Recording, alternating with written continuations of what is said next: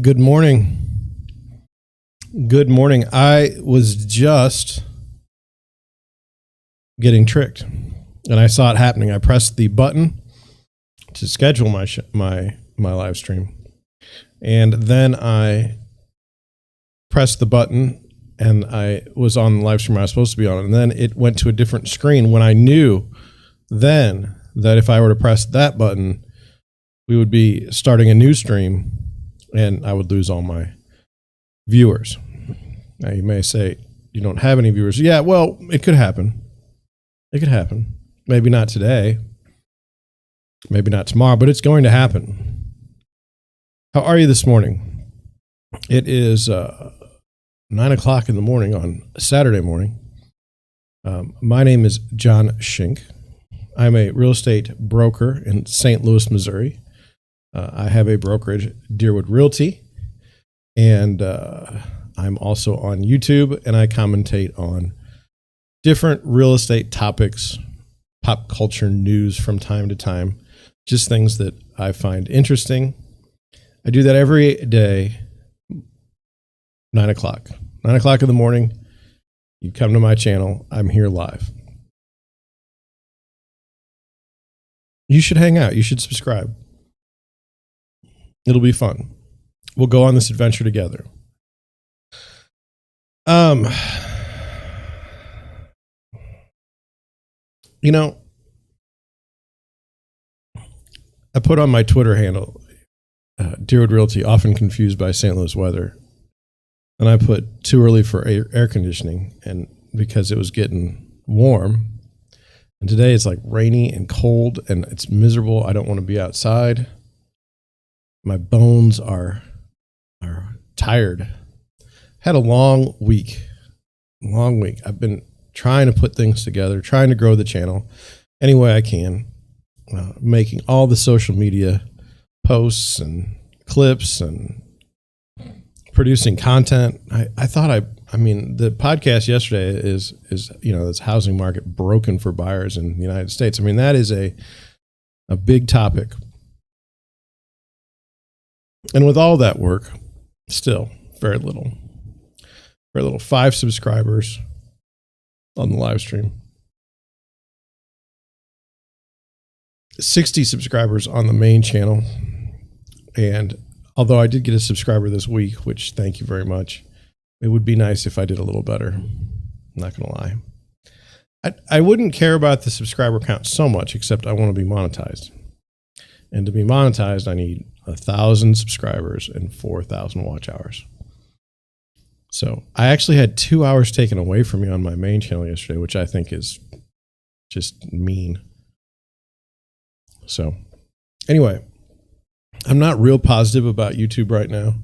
We're not friends again. I put up some YouTube shorts that aren't getting any traction at all. When I'm told by everyone that that's where you get your traction, that's where you see your new, nothing. But if I go over to TikTok, for instance, and put down the same clip, 900 to 1,500 views, and yet YouTube's giving me 4. I mean, really. So I think things are kind of broken over at the YouTube, not going to lie. They make changes to do a better job. So I have no question that someday my content will be picked up. But right now it's just pretty bad. Pretty bad. So how are you? What are you doing this weekend? I was planning on showing houses. I have nothing to show today. Showed some houses yesterday. We'll get into it. But I got nothing today, and I got nothing tomorrow. Now, the chances that I'm not going to have anything for these 2 days is slim. I suspect something will come up. Obviously, you can't sell a house if you don't show it. Wanted to go over something. It just popped into my head. I don't know. I'm thinking about, putting a podcast episode together on it, but yesterday's was a lot of work. Maybe an hour and a half went into writing it. Another half hour went into, putting it together and putting it out there. And then I got nowhere. Literally have 2 views right now. You say, well, it takes a little time. It'll get in the rotation. You'll do fine. It's not going to do fine. Nothing about it is that unique. So anyway, what I had that popped into my head that I wanted to talk about just disappeared. Just like that. You saw it real time. I should have stuck with it. Let me see if I can go in the mind and see if I can get it, but don't know. Yeah, it's gone. It's gone. So anyway,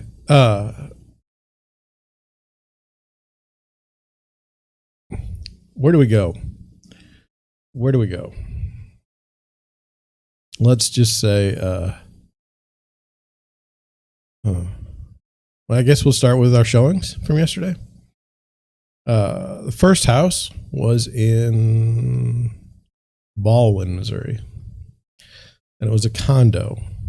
And my buyer is looking for a place to move. They live in a apartment now, and the rent will be raised $300 a month, starting, I don't know, in a couple months. So she's out there looking for a place.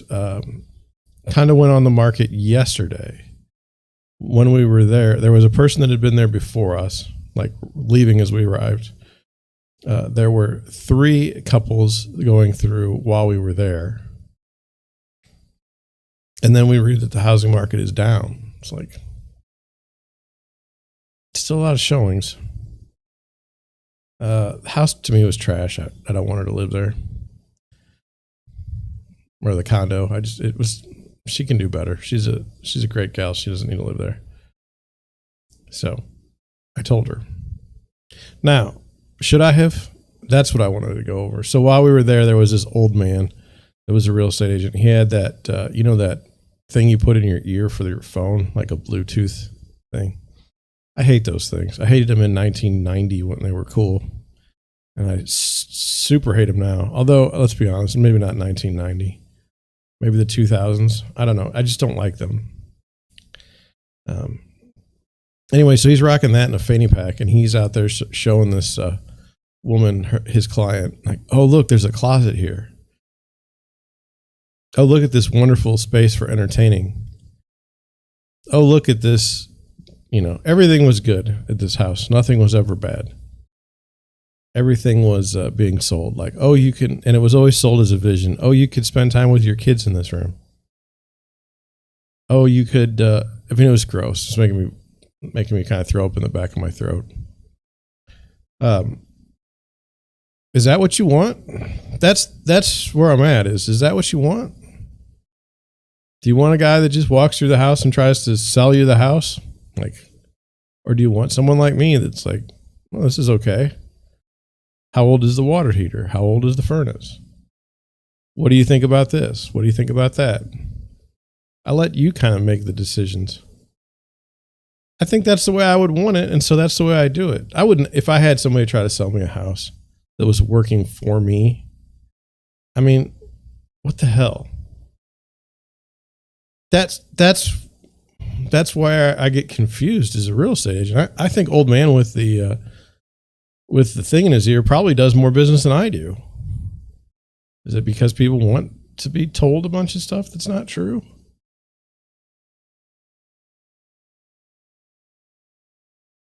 I don't know. I don't.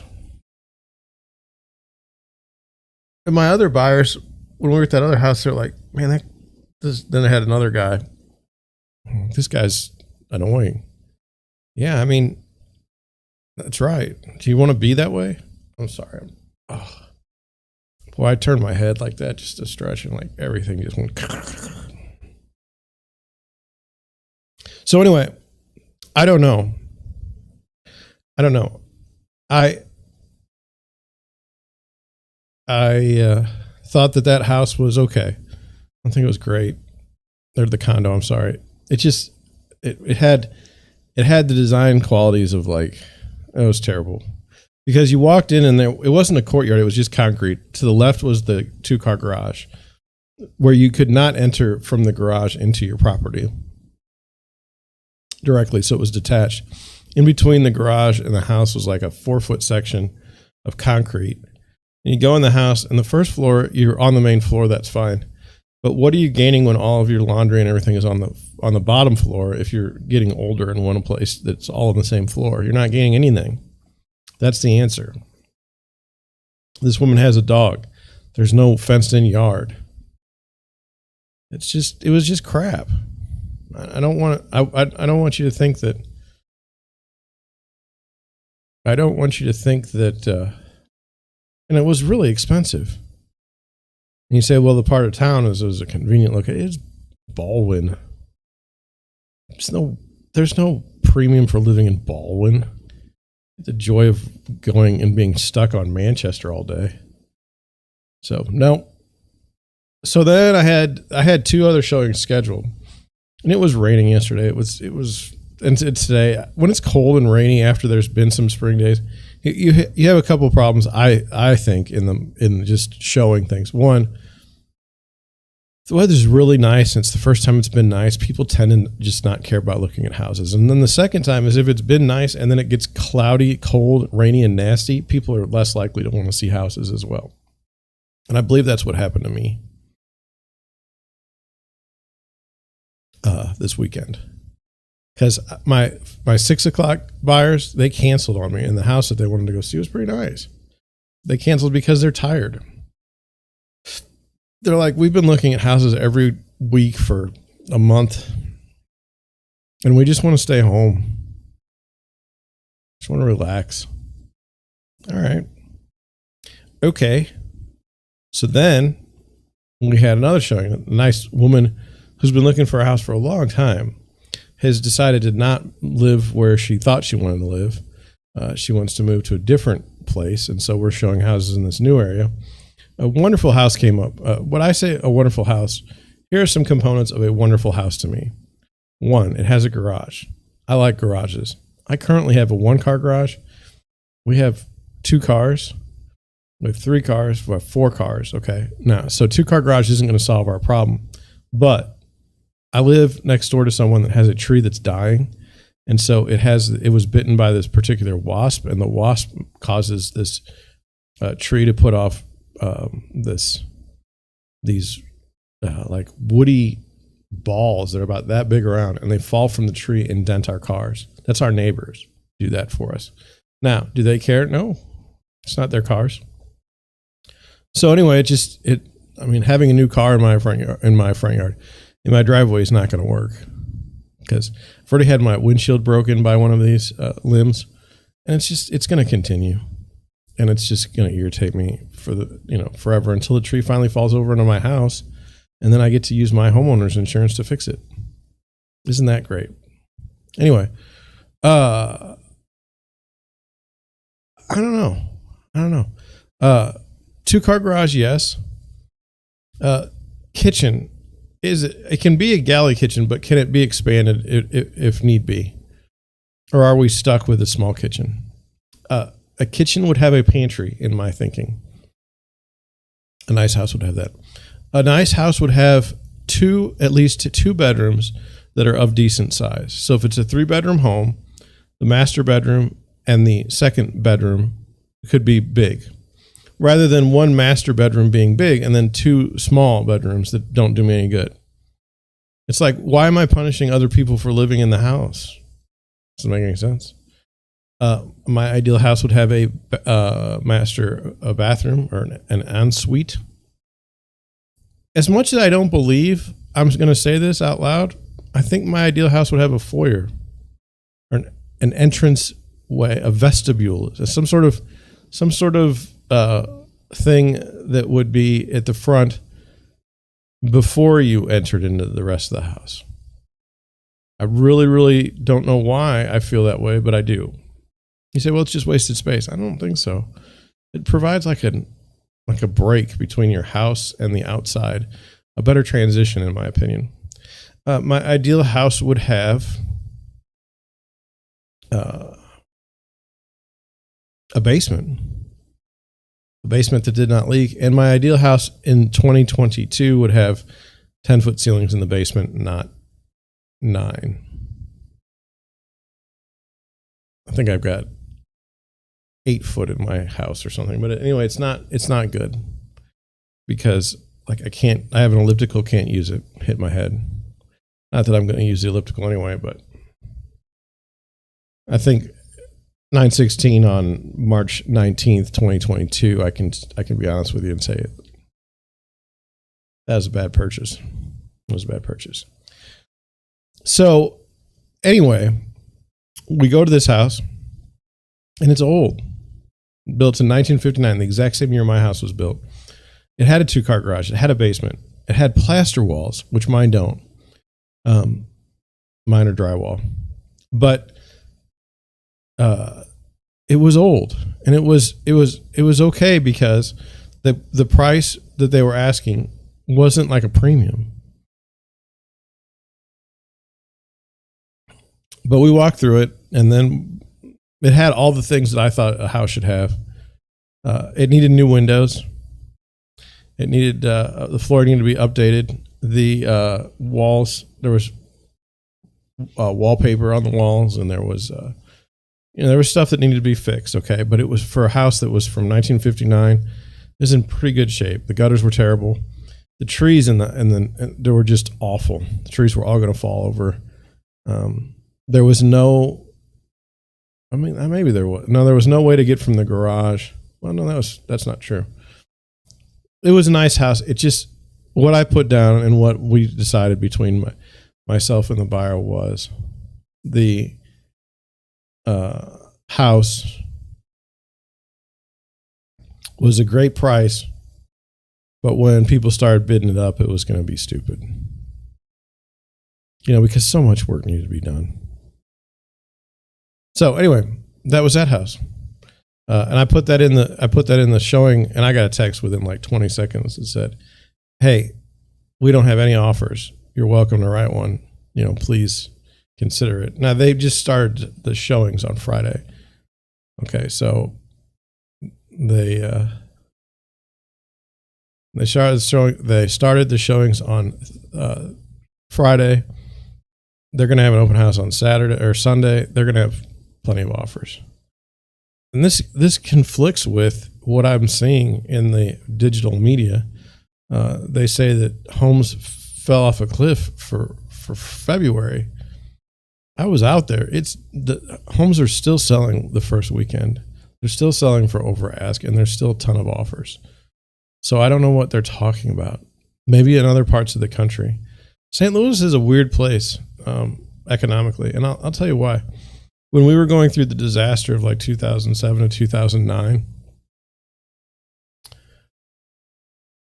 we had, nothing was being built.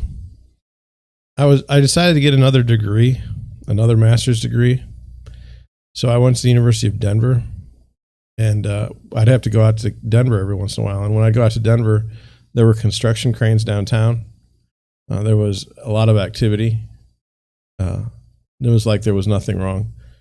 They pulled out of the economic melees of 2007 and 2009 much, much faster.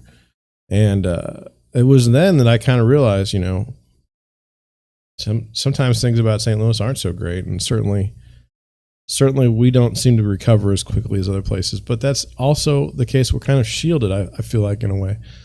So if everyone else right now, if the market's turned and no one's buying houses, it might last in St. Louis for months longer. Just putting it out there. So that being said, I have hope for my buyers. I think they're going to find things. I don't know what's going to happen in the future. I don't think anybody does. And so when I read stories about, this is going to happen or that's going to happen, I just kind of take it with a grain of salt. When you have to understand, when I bought this house, I think I bought it in 2007, the height of the market. Okay. The house that I live in now. My neighbor came over and told me, well, first he introduced himself and he said, did you really pay X amount for that house? I said, yeah. He's like, you're an idiot. Like, you're going to raise all of our taxes. It's terrible. And I was like, okay. I mean, from what I paid in 2007 to where I'm at right now, I'm in really good shape. I'm not that concerned about it. Now, could I, he's dead. And when he went to sell his house, it got nothing. It did a terrible job. It's pretty impressive at how bad it went. So my thing has always been, hey, if you want to buy a house, but don't expect to move like in 2 years. Unless your job requires you to move or something.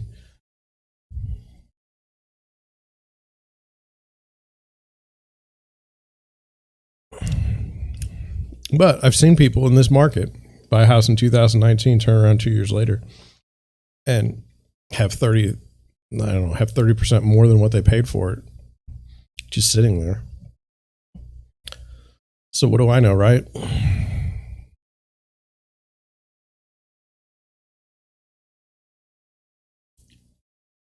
I don't know. So I think today, what I want to do is bring things down. Like the level of intensity every day for me is too high.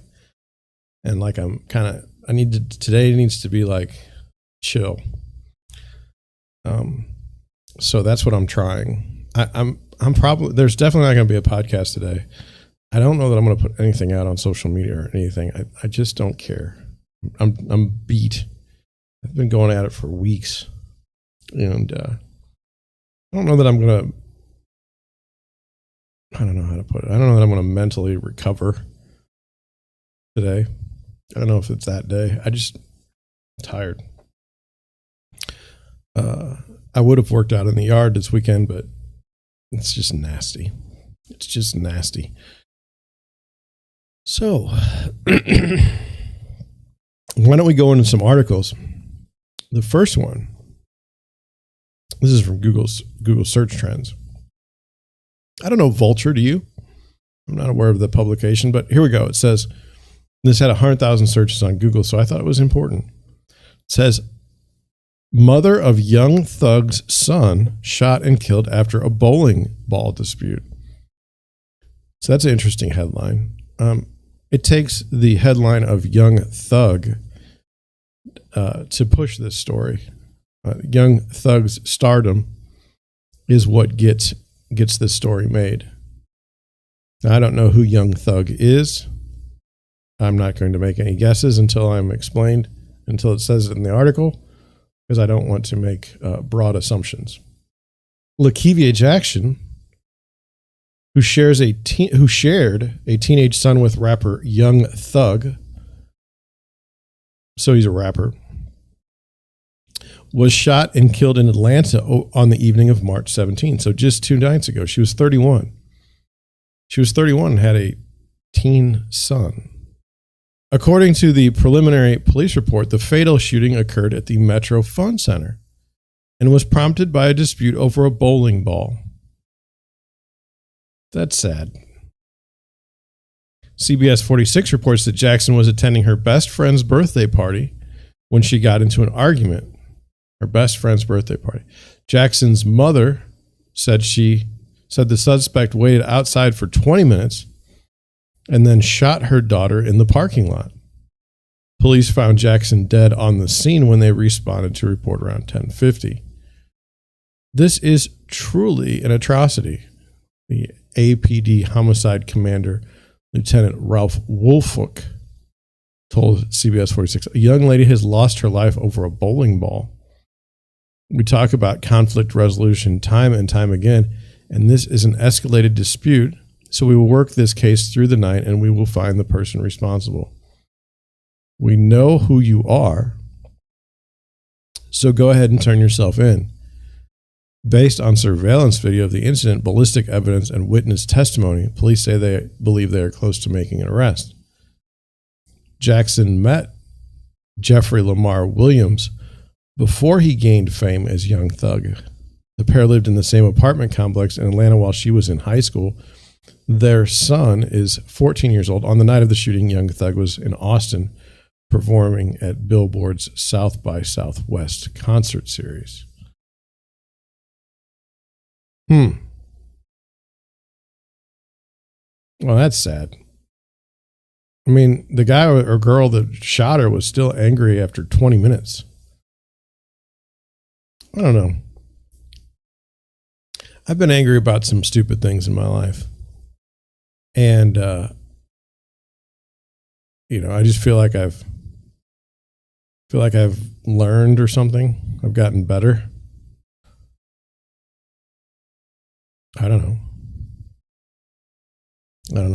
I feel bad that someone lost their lives over a bowling ball, if that's indeed what it was. I'm glad she went bowling, though. I mean, I hate to say it, but bowling has kind of been on the way out for a while. It's kind of fun. Good time killer. Hang out with your friends. Might go bowling with my wife if she agrees. It's gotten a little expensive for me, but whatever. I don't really know the inner workings of the bowling alley to know if what they're charging is high or low. Let's go to the next article. Oh, actually, it's not an article. Let's look at 3 houses. Garland, Texas. Because I feel like it, we'll look it up today. Where is Garland, Texas? It's in Dallas County, it says. I'll go to Wikipedia. I would like a map, but Brave doesn't have a map. Okay. It says it's located in northeast of Dallas and is part of the Dallas-Fort Worth Metroplex.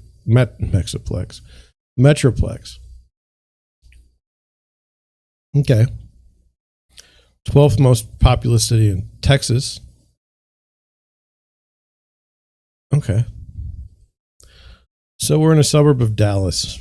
This is the first house, 1.3 million, 5 bedrooms, 4 baths on a 1/4-acre lot. It looks like it's right next to a lake of some kind. 31 photos, 14 hours on the market, 3-car garage built in 2002. Property details: location, 300 feet of shoreline on Lake Ray Hubbard, with the option to build a dock and a boathouse. The option too. Oh, thank you for that option. Enjoy the amazing sunrises, sunsets, and fireworks shows. The home boasts, it's a boastful home, very arrogant, a fabulous chef's kitchen that has just been remodeled with double butcher block bars, as well as Taj Mahal stone, which allows for a 6-burner chef's cooktop, double ovens, microwave, and cappuccino machine for mornings on the deck overlooking beautiful Ray Hubbard. That's a lake, not some dude. Well, he could have been a dude, but right now it's a lake. The home also includes an abundance of cast and cabinetry, beautifully scraped hardwoods, and I don't think that's spelled right, and I don't know why people are scraping hardwoods. What they mean is hand-scraped hardwood floors, again, from yesterday. That's been big lately in Texas. 5th bedroom and private bath may also substitute as an office. Well, I mean, why not the 4th? I'm just saying. Enjoy the electric gate entrance into the community and electric gate on the property leading to the garage and parking area. Homeowner has a pool design and drawings for a pool on the property. This highly sought-after community offers a community pool and clubhouse. So not only does the homeowner have a pool design, you could go to a community pool. Easy access for commute, shopping, and entertainment if you choose to leave the picturesque home. All information to be verified. Well, I think that's fair. I mean, just listed yesterday. Let's take a look. The front's kind of, back's kind of nice, right?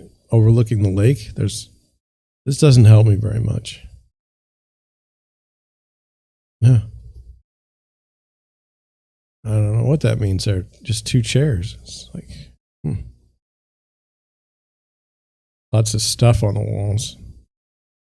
To me, I'm pulling the stuff before the showings and before the pictures. Minimal. We want minimal stuff. Ooh.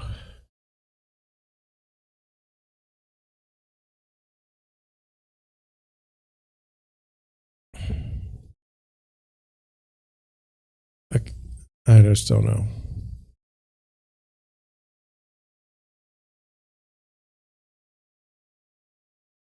I mean, look at all that crap on the balcony.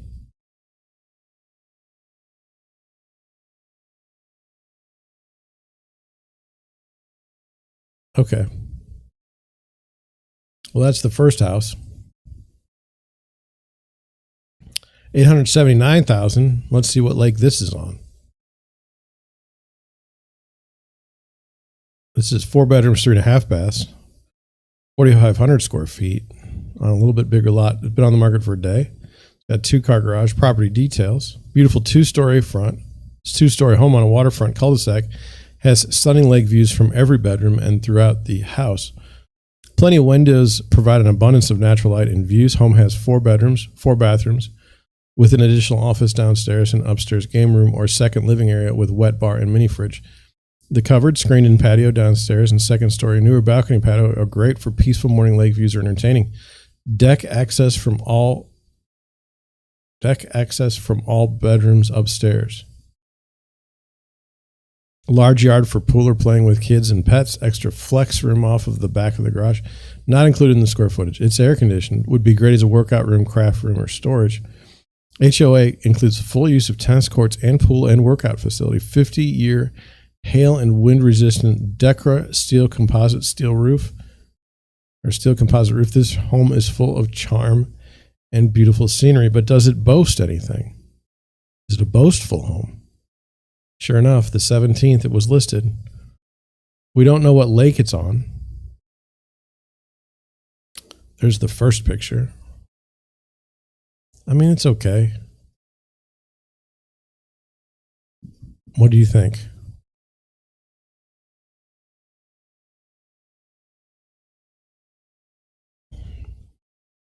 Nice size kitchen. Nice size kitchen. I mean, there's no question.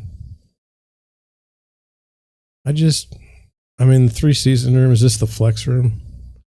It looks terrible. I would not like that room. Now, this is just full of stuff.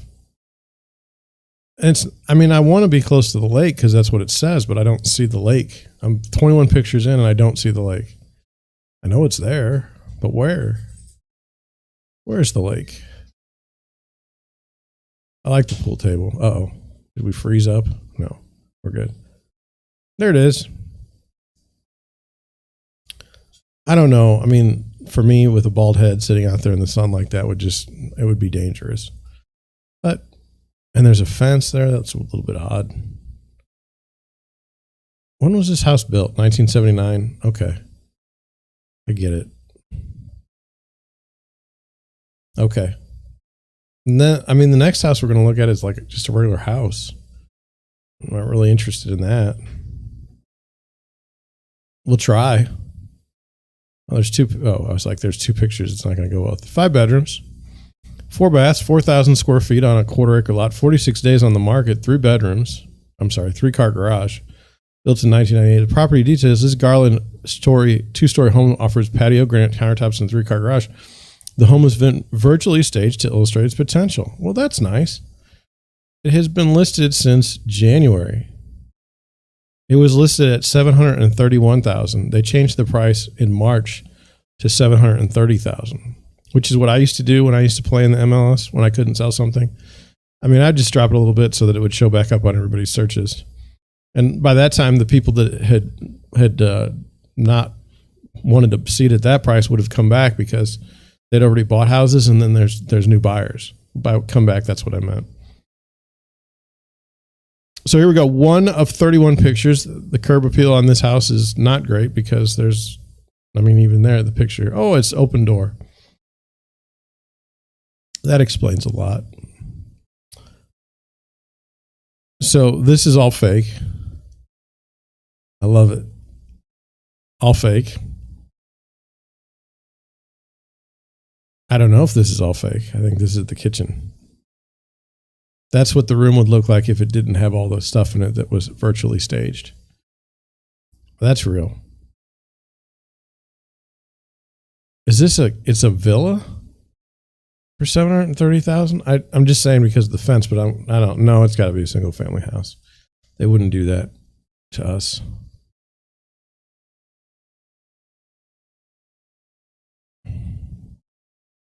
That's funny when you announce that it's been virtually staged and then like some of it you don't stage, you know?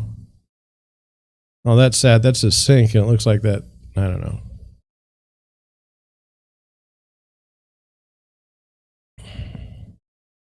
Wow.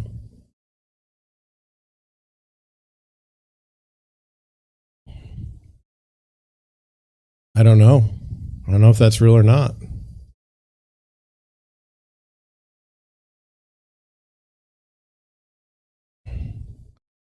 All right. Those were the 3 houses. Were they the best houses that we could have done? Yeah, in Garland, Texas. But I mean, it wasn't that great. I'll be honest with you. The 3rd house, just pretty much, I don't know.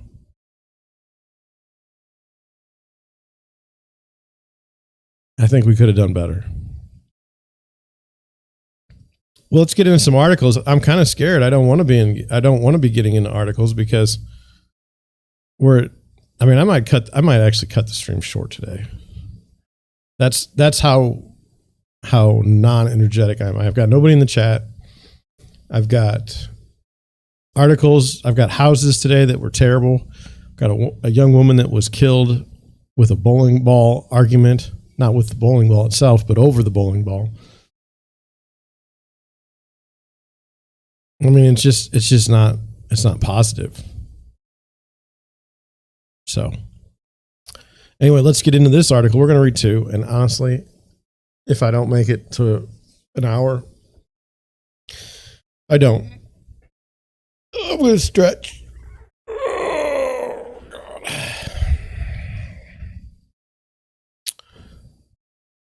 Typical U.S. home changes hands every 13.2 years. I had thought it was something like 5. Homeowner tenure flattened. And by the way, this is Redfin. Redfin's very good. They're the best by far at creating studies and data and press releases that actually get out in the marketplace and people actually believe. Zillow doesn't do such good jobs anymore. Redfin's on it. So I don't like Redfin. I don't like how they do business. But I do like how they do other parts of their business. So hopefully I'm allowed to say that. I don't know. Things are crazy. Typical U.S. home changes hands every 13.2 years.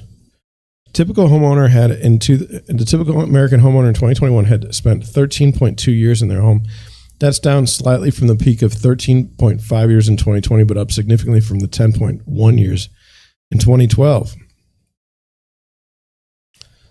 The data in this report is from Redfin analysis of median homeowner tenure by year in the U.S. using historical county records. Home tenure for 2021 is defined as the number of years between the most recent sale date of a home in November 1st, 2021. Homeowner tenure flattened last year, probably because so many Americans moved during the pandemic, with record low mortgage rates encouraging home buyers to dive into the market. Additionally, pandemic-fueled remote works that led to a record share of Americans relocating often to more affordable areas. But what I'm trying to figure out is, it says homeowner tenure flattened last year. I guess because as more people move, the tenure is going to go down. I'm guessing. But overall, Americans are still living in their homes for longer than before because of older homeowners aging in place, a shortage of homes for sale, and relatively low mortgage payments. I don't know about that.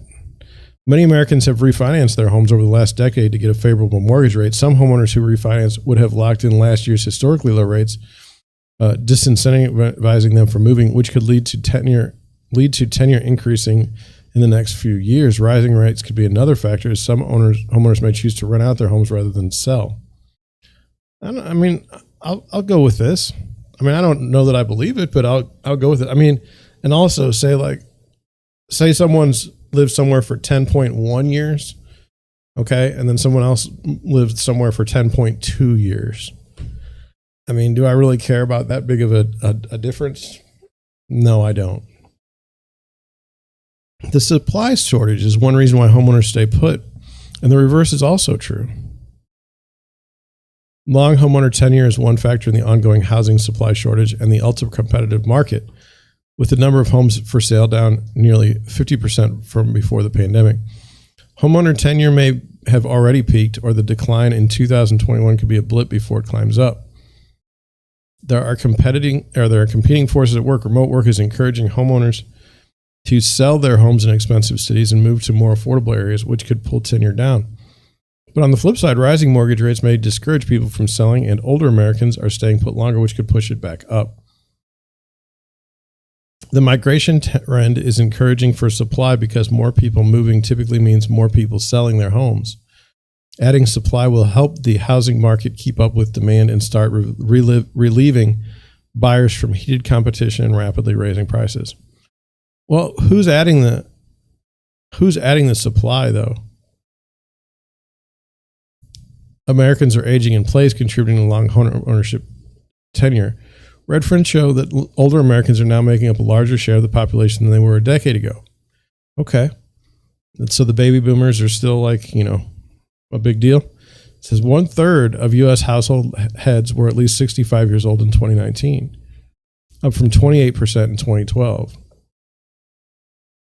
The share of Americans who are 65 and older is expected to increase substantially in the next few decades.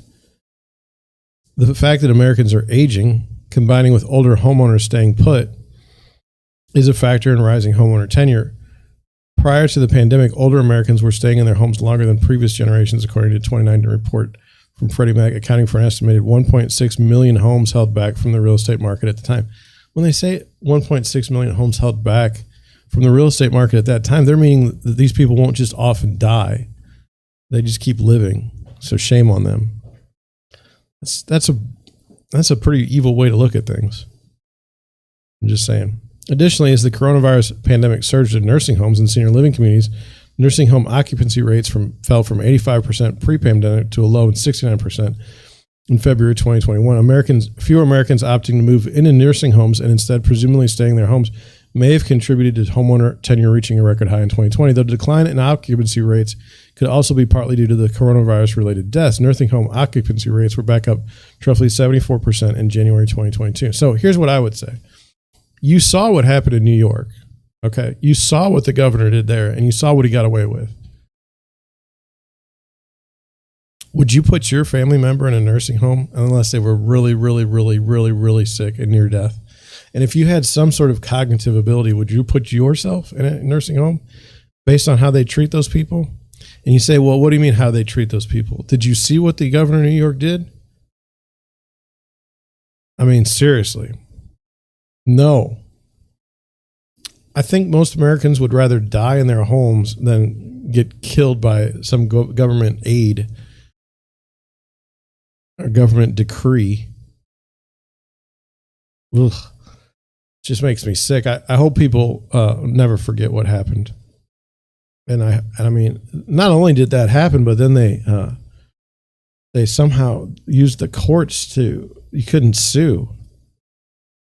They gave them immunity, which is just disgusting. Okay.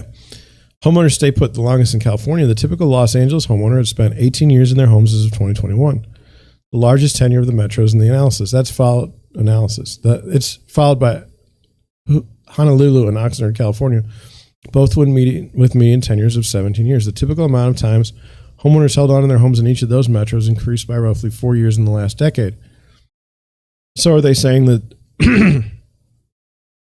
Well, so let's go over this. This is kind of fascinating. Homeowners tend to stay in their homes for a particularly long time in California. Because of the state's unique property tax laws. California's Proposition 13 incentivizes homeowners to hang on to their homes because it limits property tax increases.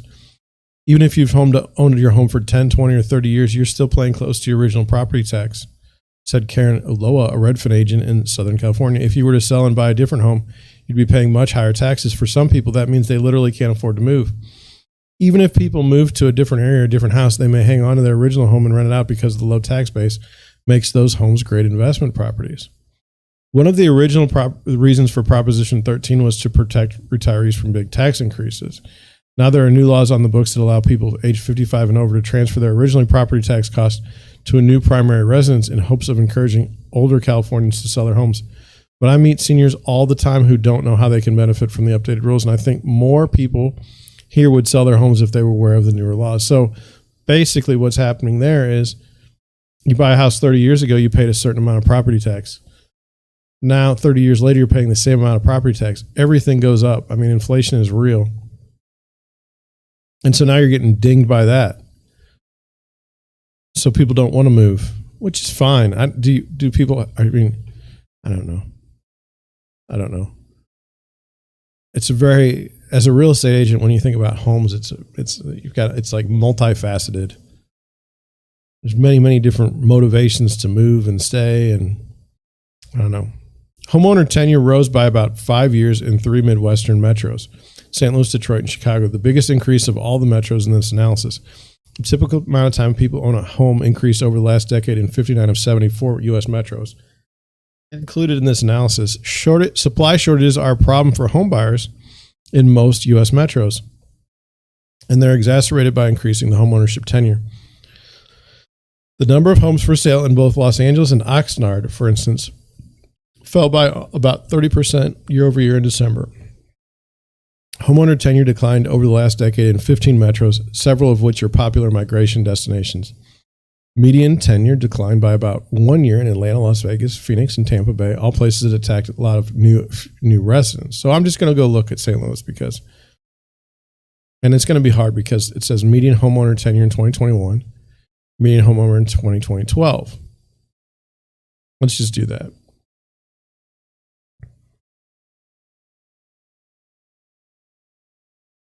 So St. Louis 15 and 9. So man, significant change. All right. Well, that was that article. Let's look at this. Gains for single family home size. I thought this was interesting because obviously a bigger home for the most part will bring more money. Okay, but we never talk about really how much more. And it seems to me that people really were interested in buying homes with larger square feet. Like, so if they were in a house below 1,000 square feet during the pandemic, if they bought a house that was 1,500 square feet, that was a monstrous house for them. Now, in my own city, my own location, because I live in the county, the construction in my town, Afton, in my unincorporated section of South St. Louis County, Afton, we've been held back for years because of the construction of the homes. You'll very, very seldom ever find a 4-bedroom home in Afton, a real one, constructed, to be a 4-bedroom home. You'll also anything over 1,400 square feet or 1,500 square foot is not normal. And many, many homes are at 1,000 square feet. So, people think differently about how they should live now. I sold a house for a fellow that he lived in a 2-bedroom, 2-bath home, and he grew up there with his mom and dad and his brother, and they didn't think anything of it. But now, every kid needs to have their own room. You need space for your gardening, or you need your space for your art, or you need your space for your hobbies. It's just a lot different. People live and they think differently about it, and it needs a larger home. So that's why I thought this article was interesting, or at least I thought the premise of the article was interesting. I haven't read it, so I don't know. So let's go over it. It says, an expected impact of the virus crisis is a need for more residential space as people use homes for more purposes, including work. Recent data confirms this impact on the market continues to occur. According to the 2021 data from the Census Quarterly Starts and Completions by Purpose and Design and National Association of Home Builder Analysis, median single-family square foot area increased to 2,338 square feet. Average square footage for a new single-family home increased to 2,561. Now let's talk about this. 2,500 square foot house in St. Louis would be a monstrous home if it were a ranch. If it were a 2-family home, it would only be 1,100 square feet on each floor. So not that big. Now, please understand that we have basements most of the time in St. Louis. So, we use those basements for storage, but we can also make them into finished basements.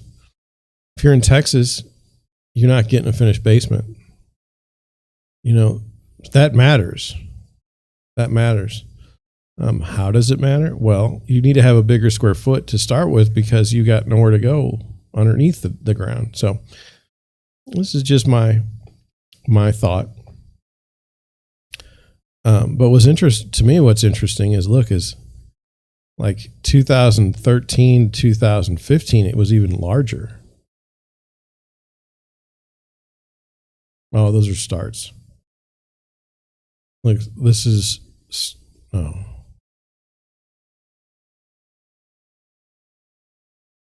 median and average. Okay. Since the Great Recession lows and 1 year moving average basis, the average size of the new single family homes is now 6.3% higher at 2,537 square feet, while the median size is 10% higher at 2,312 square feet. Home size rose from 2009 to 2015 as entry-level new construction was constrained. Home size declined between 2016 and 2020 as more starter homes were developed. Going forward, we expect home size to continue to increase given a shift in consumer preferences for more space due to the increased use and roles of homes in the post-COVID-19 environment. I do too. And I think it's going to be a real problem. I'm going to go to the base frame. I'm getting close to wrapping up, but here's why I think it's going to be a problem. I'm going to have to take a drink.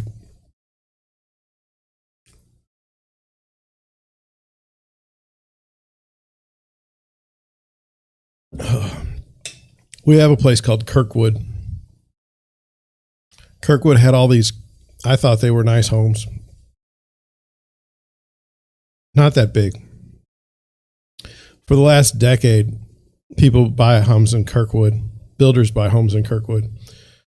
And they tear them down and they build even bigger houses. So they go from a $200,000 house to an $800,000 house.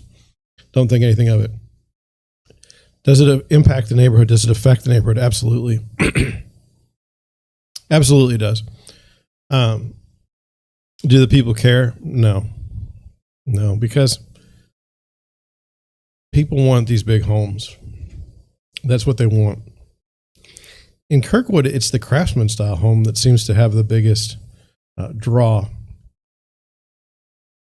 What would happen if that came to Afton? Well, we're seeing a little bit of that in a spot, what we would used to call Lower Afton.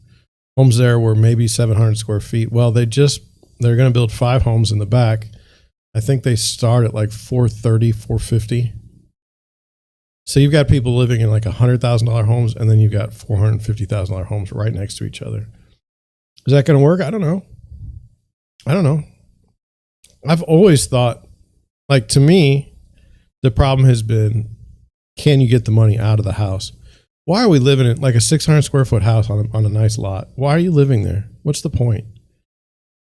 I mean, when we can expand it, like, and remodeling it isn't going to fix it. I mean, you're much better off. The house is literally built of wood, drywall. Tear the thing down, build it the exact way it should be built, and move on down the road. What people have done, to me, that's interesting is they're building these, like, they're narrow homes, So that it's weird when you go in one because they're very long instead of like a square. But yeah, I don't see why this wouldn't happen. And will it affect the nature of these communities? Absolutely. It'll also affect the tax base. And at some point in time, people are going to get priced out of neighborhoods just because their houses are totally, everything around them has been redone and they're the only ones staying there. To me, it's not a good part of the real estate game.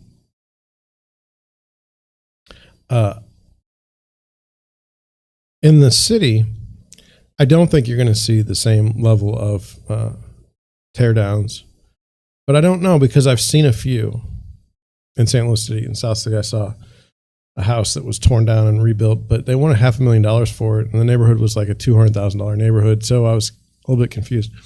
If you are in business, or if you are a developer, if you are going to do this, you need a couple things. One, you need a knowledge of the local building codes, because that will stop you. Number two, you need to have some belief that your product is going to get bought. Now, Kirkwood to me is proof of concept, okay? And the reason why it's proof of concept is because it's been going on for 10 years. We know what people can get for a house. They're doing it. But you go to Afton, nobody knows for sure. So I just don't know. I don't know. It'll be interesting to see what happens in the future. I think with that, I'm going to head out. You can tell my thoughts are not concise. They're not tight right now. They're all over the place. I'm going to rest, I think. I'm tired. I slept great, but I'm just tired. Thank you for watching. I'm going to have to cough in a minute, so I better get off because I have no water. I just drank it all. Thank you for watching. I will see you tomorrow at 9 a.m. It will happen, and we'll go from there.